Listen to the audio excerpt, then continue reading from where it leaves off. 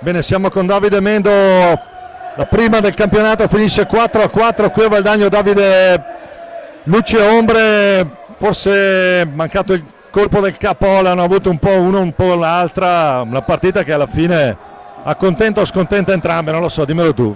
No, io non sono contento del risultato perché a parte che eravamo in vantaggio 2 volte di 2 gol, dovevamo chiuderla, questa è una pecca che abbiamo avuto stasera noi.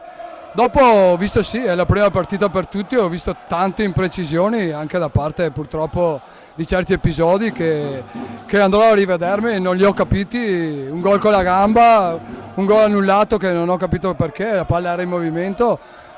Sì, anche lì sarebbe stata chiusa probabilmente. Però dai, ho visto una prima partita dove si sapeva che non potevamo essere precisi né noi né il Valdagno.